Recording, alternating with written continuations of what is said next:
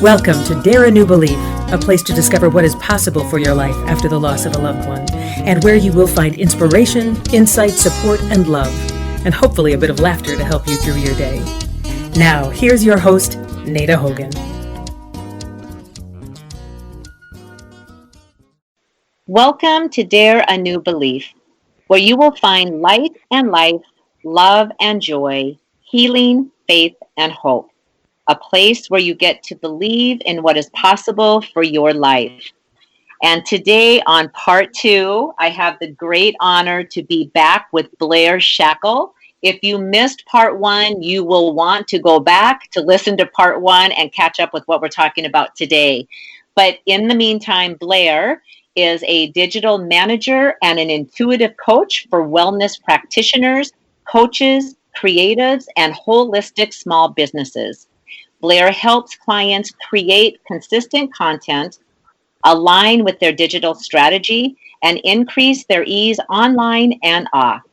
She fills her cup with nature, universal energy, ascension, astrology, and all things spiritual. Her most important work is being a beautiful mama to 2 sweet boys and leaving the world a better place for them to live in.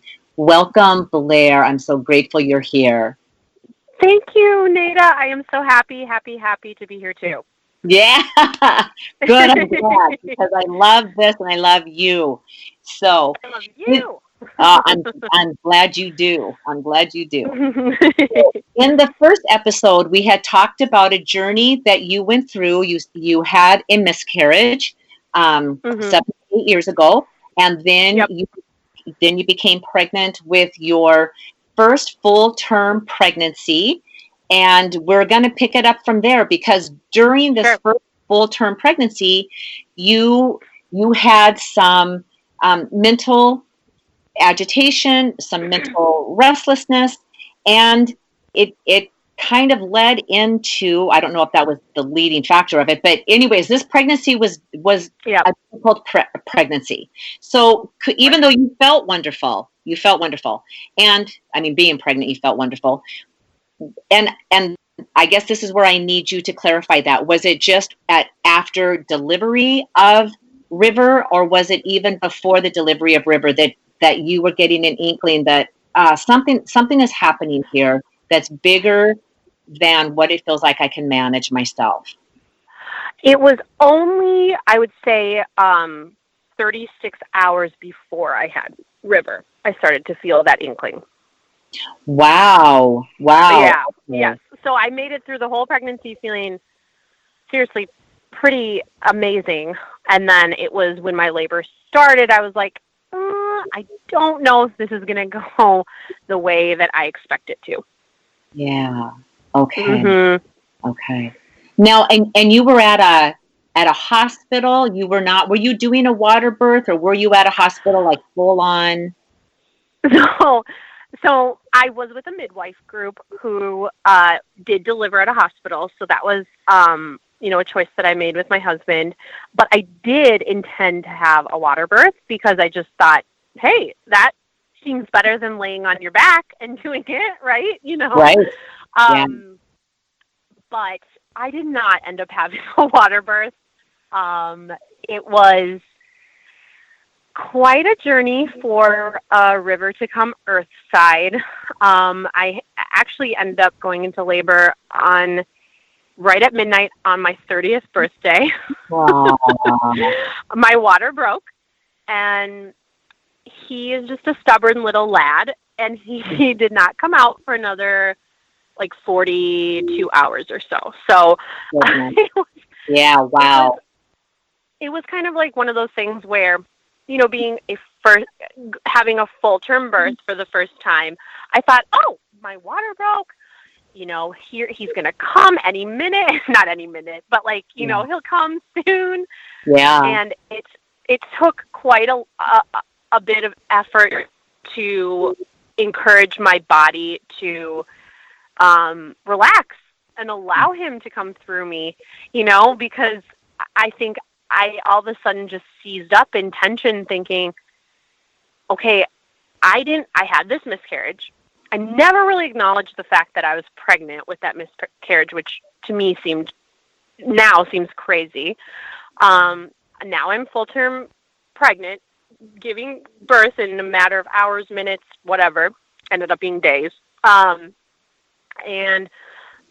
I think at that moment, all the things that I had not processed or kind of not acknowledged that, I'm bringing in a new family member into my life for the rest of my life, all caught up with me. So I, went to the hospital, tried to do things as naturally as I don't like using the word natural because all birth is natural, but trying to do things without as many interventions as possible. Yeah. That wasn't going to happen anymore because if you give birth in a hospital, if your water breaks, you have about 24 hours that they'd like you to deliver in because of a risk for an infection. So they hooked me up to a drug called Pitocin, which if any, moms out there know, it is it's a synthetic oxytocin, so it helps create more strong and powerful contractions. And oh boy, that hurts. That hurts a lot. So along with like my mental agitation, I kind of had obviously this physical agitation.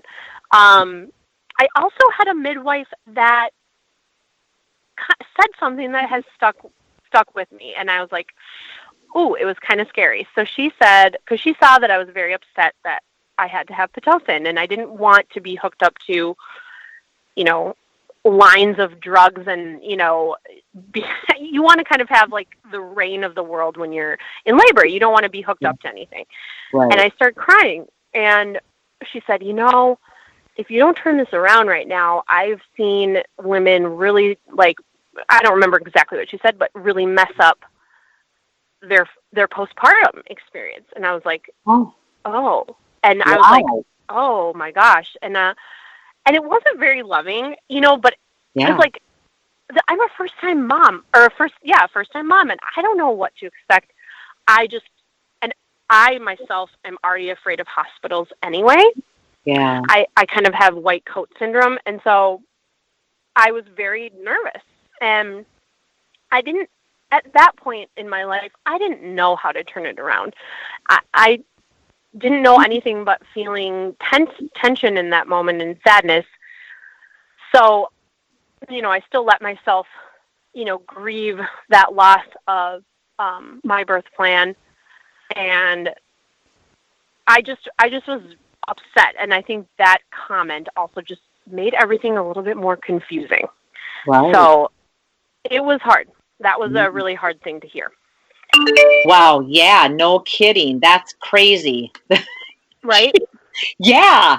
I mean, very insensitive and harsh. I mean, it's just, bless your heart, man. Okay. Yeah.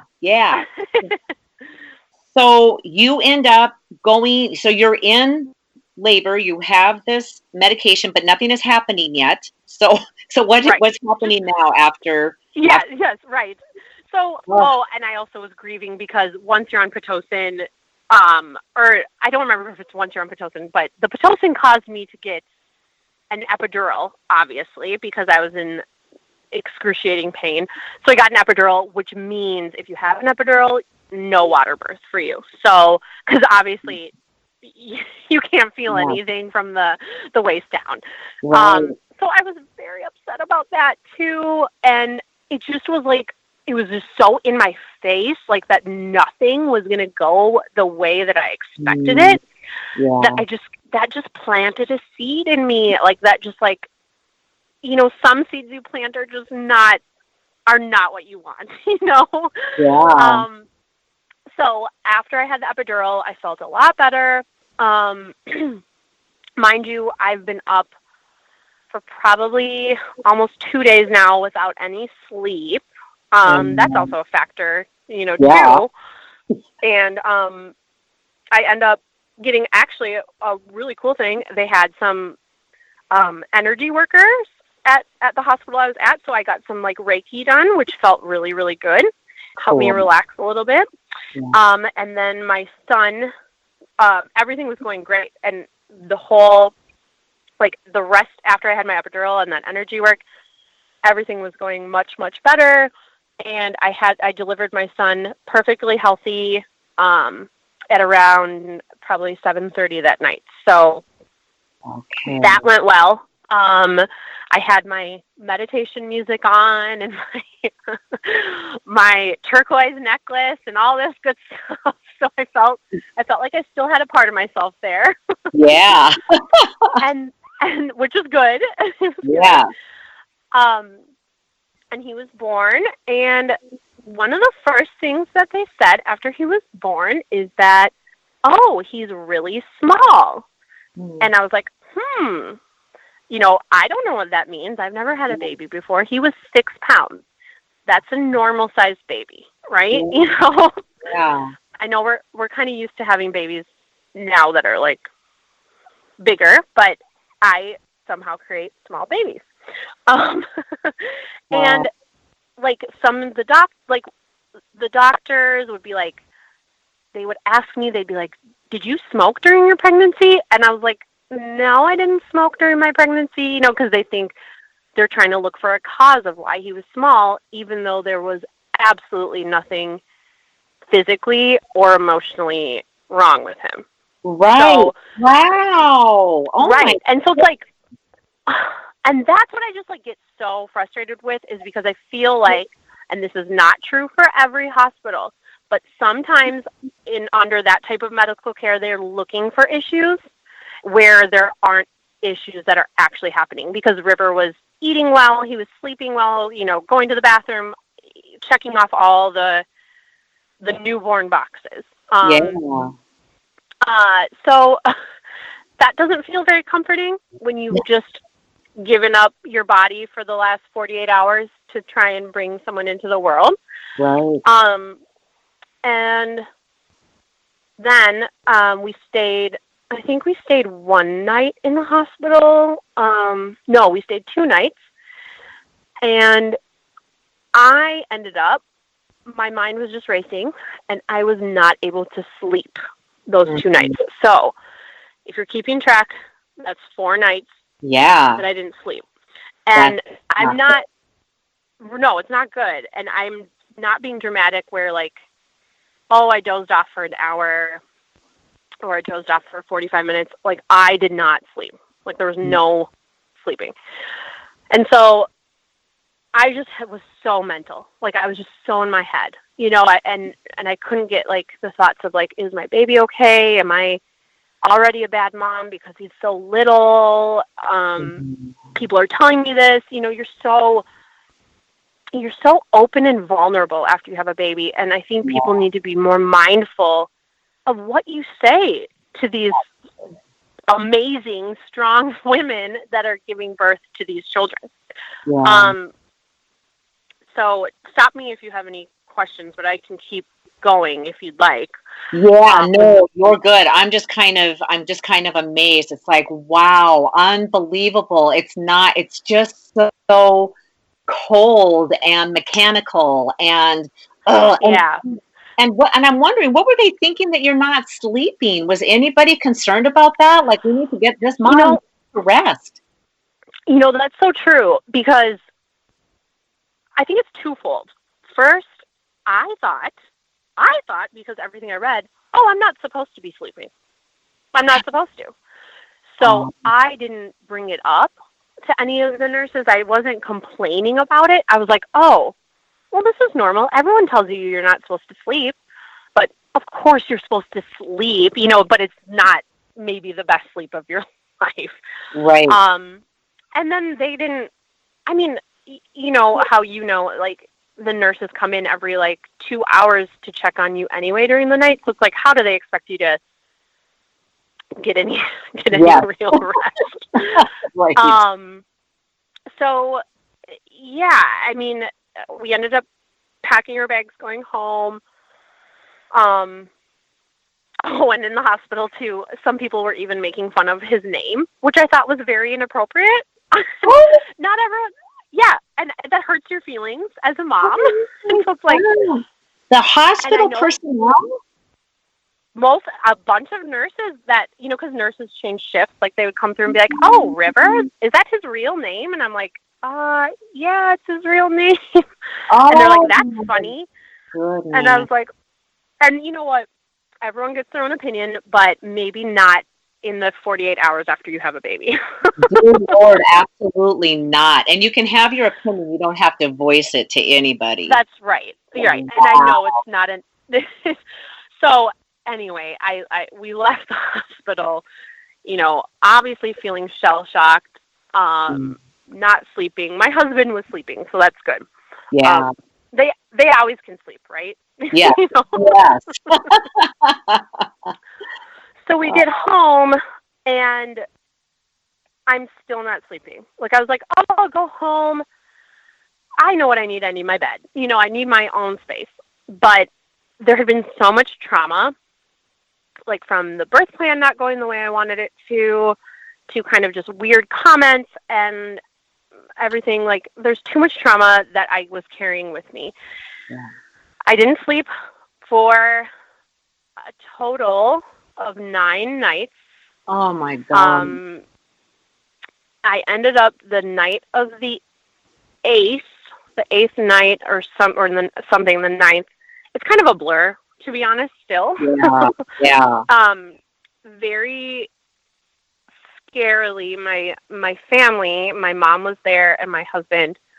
My mom was caring for River at the moment, but they had to call an ambulance for me, kind of in the middle of the night because I was just so agitated from not sleeping. Yeah. And I knew in that moment, like, I just had a complete breakdown. Like, I couldn't really talk. I couldn't eat anymore. I couldn't take care of myself. The only thing I could do, and I don't know how I did it, but I was able to care for my son. River, I was able to breastfeed him and still be present in his life up until that moment. But I was putting everything else completely on the back burner. And it had just come to this huge crescendo where my family knew that I needed to go back to the hospital. I needed professional help to get me to get sleep. And to say that I was scared was such an understatement. I thought, I've completely lost control of my life. I am never going to come back from this. How can I even function as a person knowing that I've done this to my son, that I had to leave my 9-day-old son to go to the hospital? I felt like the epitome of the worst mom in the whole universe. And it was just so terrifying to have to make that decision, and I'm sure, and I know it was so terrifying for my family as well. But ultimately, it was the right decision. It was the right decision to go to the hospital and be assisted with some pretty heavy-duty sleeping aids. And I got the rest that I needed, finally. And what's really funny right now is there is a fox that is running right in front of my house that I'm looking at too. So there must be some sort of sign that this story needs to be told again. Oh, wow. And I just saw a huge... What's that? What did you see? What just went in front of you? In front of your house? A red fox just ran right in front of me. Oh, so, sorry, I just had to throw that in there because I know that you appreciate that. Yeah. Oh, I love it. Wow. Yeah. Awesome. So, obviously I'm here today and I'm talking and I'm doing much, much, much, much better. Yeah. But that experience was one of those moments in your life where you're like, I know I'm not going to be the same after this, but do I know if I'm going to be better or am I going to be worse? I didn't know at the time. Yeah. Yeah. And there's so much grief that you can go through, even just as, just as like a new parent, and like thinking like, okay, well, I'm grieving the loss of my past self, my identity as a maiden, now I'm a mother. And then there's like, well, then I just did this whole, I had this mental breakdown, and, I'm grieving the person I was before that mental breakdown, and who am I going to be after? And it's just so confusing. And it took me years to straighten that out. Yeah. Mm-hmm. And you did straighten it out. And I know did. I saw you not too long ago, and you look beautiful, and your eyes are full of light and shining. Aww. And you feel your heart and your soul essence. You are so alive. And I think it's so important for people to know that so many things that you've shared here, Blair, being kind to another person, and especially, my God, how vulnerable. Yes. And when you said, because you're just open, yeah, and you just had a baby. I mean, my goodness, like literally the epitome of being open. We just brought this brand new life into the world. And the words that people use and comments that people make, and it's just so senseless, and how that can complicate a situation absolutely beyond belief. And I am so grateful that you have gone through this entire process, because now River is how old? He is 5. He's 5. Yeah, my goodness. So in 5 years, and I know it's been before that, you had major healing. You were on a long journey, and you had major healing. Yeah. Yep. And do you feel like you're still on this part? I mean, we're always on a healing journey. We're always bettering ourselves. We're discovering ourselves. We're healing old wounds. So it's not like, oh, this one thing, because it's an accumulation of everything that. Oh my gosh, yeah. Yeah, we're always healing from something and growing into the best version of ourselves. But where would you say you're at right now, Blair, as far as your healing journey is concerned, from because the diagnosis was acute postpartum anxiety and PTSD, correct? Yep, that was correct. Okay. And that made sense, because, my anxiety just went off the chart, and I had PTSD from, a traumatic miscarriage, or, a miscarriage, and then kind of a traumatic birth experience, if you could call it that. Where I'm at now is, well, I know we're going to talk about this, but I have had a second child, so that says a lot. Yeah, absolutely. That was not an easy decision to come by. Yeah. But I think I was just telling my husband before I got on this call with you that I do feel like I have conquered most of this trauma. And it has taken years of therapy, which I found a therapist that I adore. Please don't settle if you don't like your therapist. There are many therapists out there, and there's definitely the right one for you. I look forward to going all the time, so it feels good. Yeah. I have assisted myself with acupuncture, like Yeah. I have assisted myself with journaling, and just, I'm a talker, so I like to talk things out. Yeah. And actually, a big component too has been homeopathy. I really enjoyed using some homeopathy to help mitigate some of that trauma. But I think the only thing that comes up more often than anything else now is how I'm going to explain this to River in the future. Because I still have like a shred of that shame and guilt. And I don't know how. It's not the right time, obviously. But when that time comes, I still need to work through that, how I'm going to explain it to him. Yeah. And how Yeah. beautiful, because you're still working with a therapist that I would imagine that that's part of going through this. And I always believe that it comes organically too, that the right words at the right time come, and that boy is going to love you as much as he is always Yeah. not loving you more for knowing how hard it was on you getting him into this world, and then the whole postpartum part of it too, because I just think that you have beautiful children. Now, I've only been around River twice, so I can't 5. And now your second child, Bowie, who's just phenomenal also. You have beautiful children in this beautiful family. And I to me, it just feels like all of the healing is just right there in this heart of the four of you together. Yes.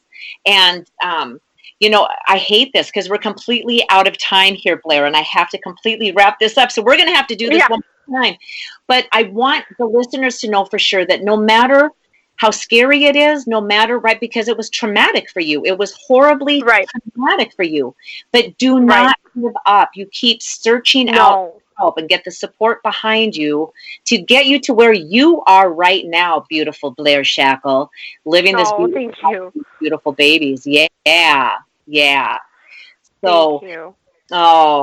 I'm so grateful. Oh, go ahead. I'm so grateful too. Yeah, no, I'm so grateful too. And I think I just want to jump, and reiterate what you said. It's like there's always someone there that will help you no matter what. And don't be afraid to say whatever is on your mind, because someone else out there is feeling the same way.